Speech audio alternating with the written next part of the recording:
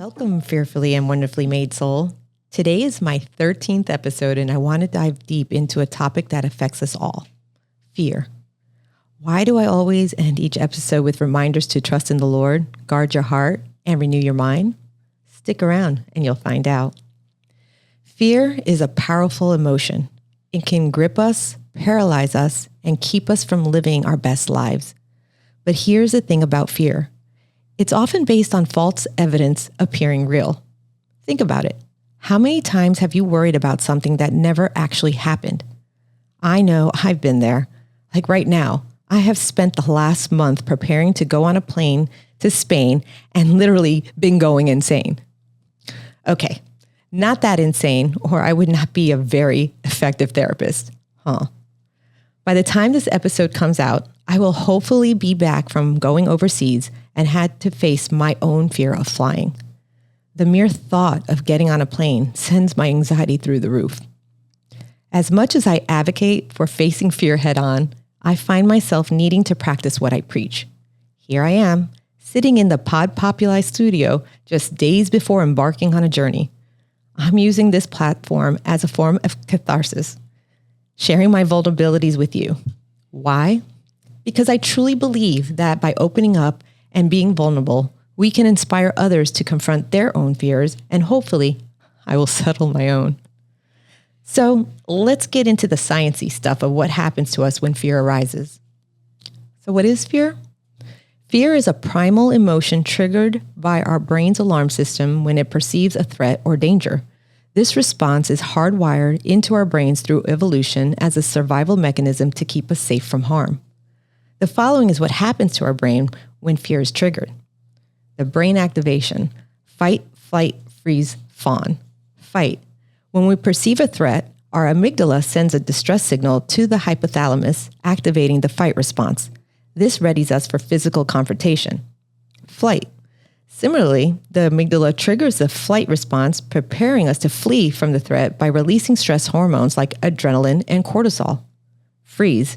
In extreme fear, the freeze response kicks in, causing us to freeze in place as a protective measure. Think of panic attacks or anxiety attacks. Fawn. Some may exhibit the fawn response, seeking to appease or please the threat to avoid them or to avoid harm. Release of stress hormones. The hypothalamus signals the adrenal glands to release adrenaline and cortisol, boosting heart rate, blood pressure, and breathing to prepare for action. Muscle tension. Fear causes muscles to tense, priming us for physical exertion in response to the perceived threat. Heightened senses. Fear sharpens our senses, making us more alert to potential dangers and facilitating quick reactions. Blood flow redistribution. Blood is redirected from non-essential organs to vital ones like the heart and muscles, ensuring resources for immediate action. Temporary suppression of non-essential functions. In intense fear, non-essential functions like digestion and immune response may be suppressed to focus solely on survival. Fear evolved as a survival strategy for our ancestors to respond quickly to threats like predators. The flight or freeze or fawn response helped them make split-second decisions to ensure survival. While modern threats may differ, our bodies still react to perceived dangers in a similar way. This can lead to feelings of anxiety, stress, and panic, even in non-life-threatening situations. Understanding the science of fear empowers us to manage it effectively. Techniques like deep breathing, mindfulness, and cognitive reframing can calm the body's stress response and reduce fear's impact on our lives. By comprehending the biological basis of fear and its various responses, we can navigate fear more consciously and develop strategies to cope with it in healthier ways. Instead of resorting to methods like lighting up a joint, turning to drinking, mindless scrolling, or binge watching Netflix to regulate the nervous system, like I used to do, I've chosen healthier approaches. I've retrained my brain to prioritize breathwork. For instance, I regularly use the free app Breathly, which you can easily download. I make it a point to dedicate at least 10 minutes each day to practice. So let's try this together for 1 minute. This one is called the Pranayama 7-4-8-4 pattern. So hopefully you guys can hear this. I'm going to do it together. Ready? Inhale.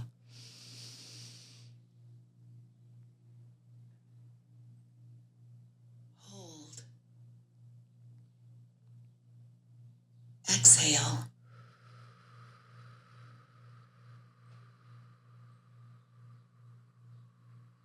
Hold. Inhale.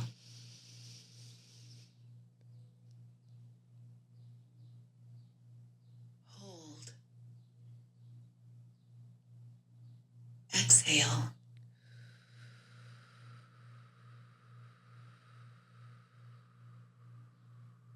Hold. Inhale.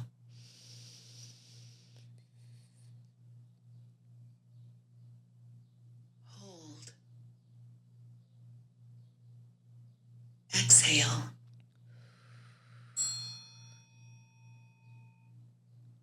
So that was 1 minute. Now imagine doing that for 10 and how it could calm you down.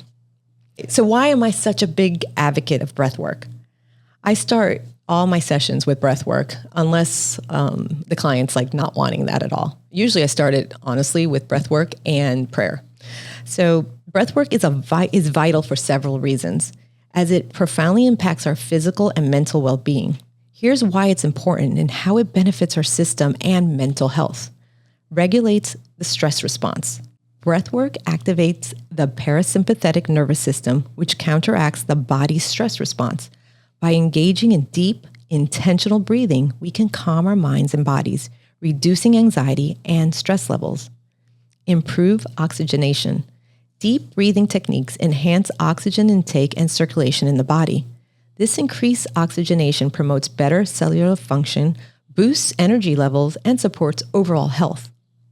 Enhances mental clarity. Consistent breath work helps clear the mind and improve focus and concentration. It can reduce mental fog, enhance cognitive function, and promote clarity of thought. Promotes relaxation. Slow, rhythmic breathing patterns signal to the brain that it's safe to relax. This leads to a decrease in muscle tension, lowered blood pressure, and a sense of calmness and relaxation. Supports emotional regulation. Breathwork is a powerful tool for managing emotions. It can help us become more aware of our feelings, regulate emotional responses, and cultivate a sense of inner balance and stability. Boosts resilience. Regular practice of breathwork strengthens our resilience to stress and adversity. It equips us with coping mechanisms to navigate challenges and maintain emotional well-being. Encourages mindfulness. Breathwork is inherently mindful, requiring us to be present and attentive to each breath. This mindfulness practice fosters self-awareness, self-compassion, and a deeper connection with ourselves. But mostly, I like it because it makes me have a deeper connection with the one who created breath. Think about it. Genesis 2:7 states, "Then the Lord God formed a man from the dust of the ground and breathed into his nostrils the breath of life, and the man became a living being." This verse is often interpreted as symbolizing God's act of creating humans and giving them life through the breath he breathes into them.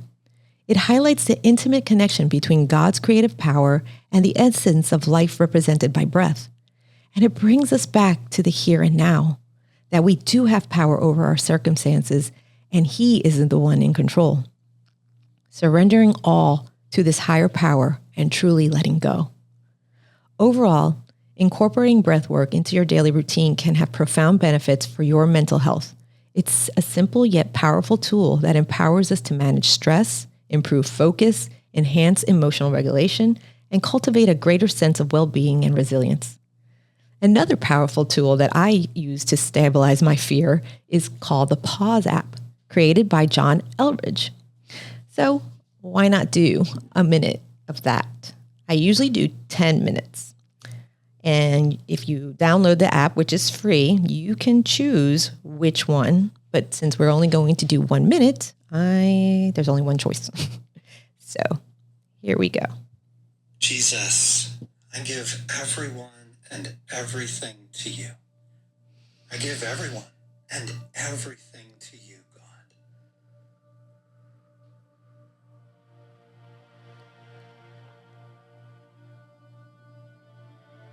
I give myself to you, Jesus, for union with you. I am created for union with you, God. I give everything in me for union with you, Lord.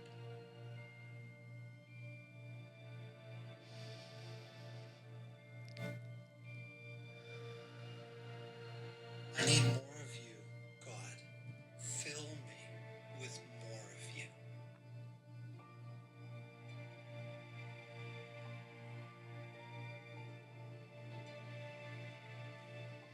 That's good. That's enough for now.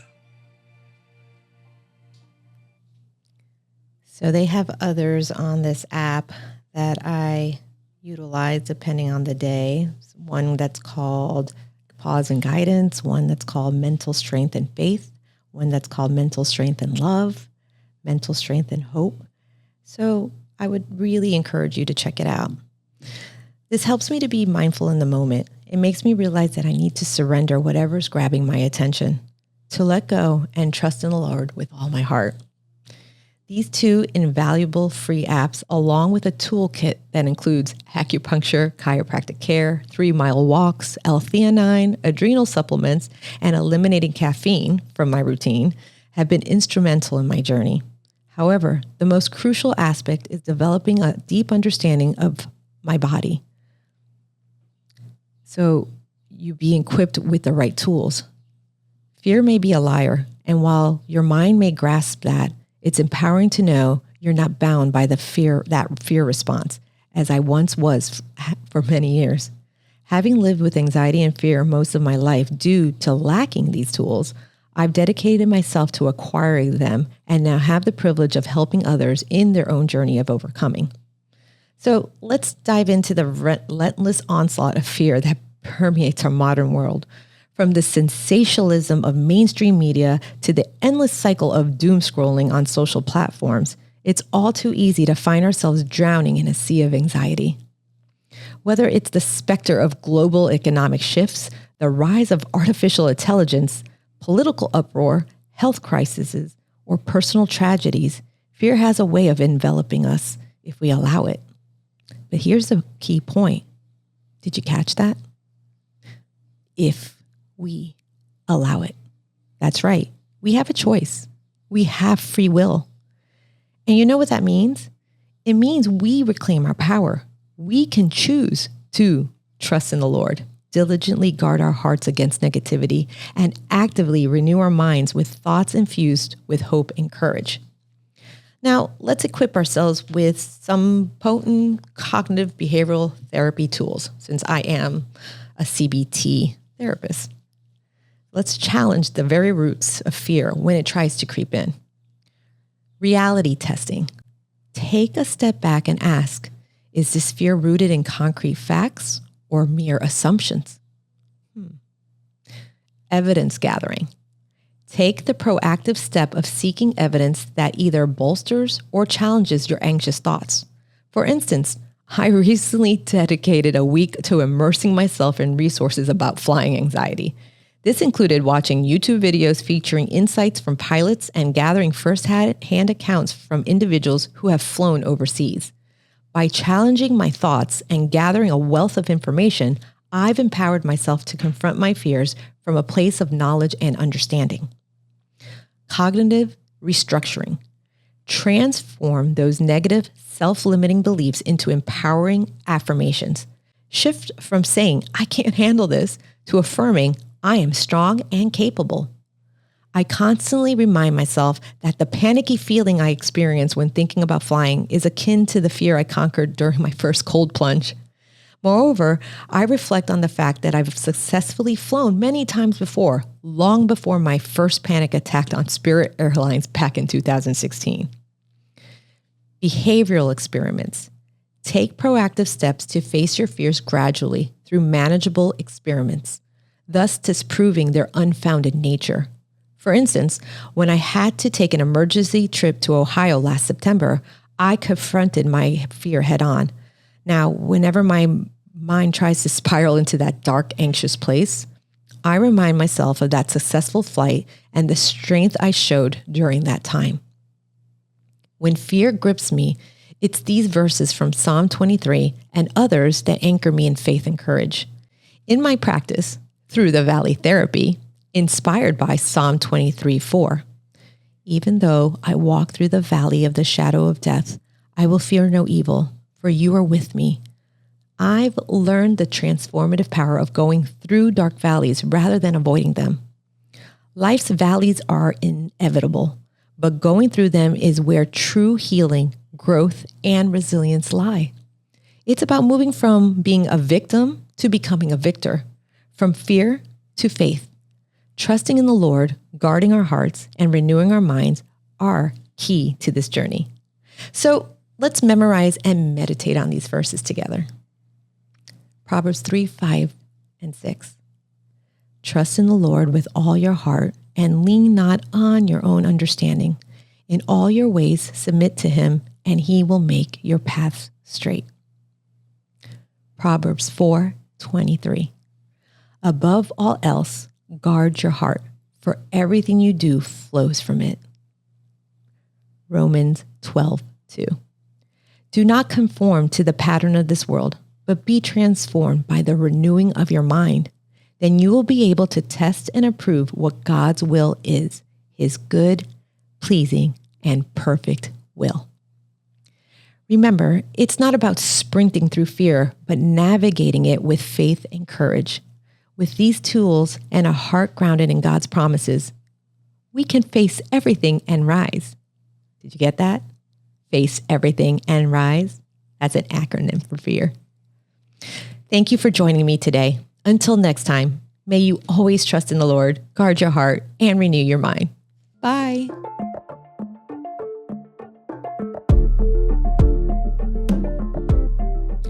And now for the disclaimer to make sure you understand that you are responsible for you. The content provided on the Holistic Counselor podcast is for entertainment and informational purposes only and is not intended as a substitute for professional medical advice, diagnosis, or treatment. Always seek the advice of your physician or other qualified mental health provider with any questions you may have regarding a medical or mental condition. Never disregard professional medical advice or delay seeking it because of something you have heard on this podcast. The views expressed on this podcast are my personal opinions and do not represent the views of any professional organizations with which I am affiliated. Call your doctor, 911, or 988 immediately if you have a medical emergency. The Holistic Counselor podcast does not recommend or endorse any specific tests, physicians, products, procedures, opinions, or other information that may be mentioned on the podcast. Reliance on any information provided by the Holistic Counselor podcast, guests appearing on the podcast at the invitation of the Holistic Counselor podcast, or other listeners to the podcast is solely at your own risk. Confidentiality notice. If you engage with the Holistic Counselor podcast by commenting or posting and are a client, please be aware that you may be revealing information that could compromise your confidentiality. Please remember that disclosing your identity or personal details can be linked to your clinical material. As a therapist, I am bound by confidentiality and will not respond to any disclosures of this type on this podcast. I am committed to upholding the ethics and confidentiality of the therapeutic relationship, which extends to all forms of communication in accordance with the laws and professional guidelines that govern mental health professionals. I want you to know that your privacy is of utmost importance, and you are responsible for protecting it when interacting on this platform or any other public forum. Thank you.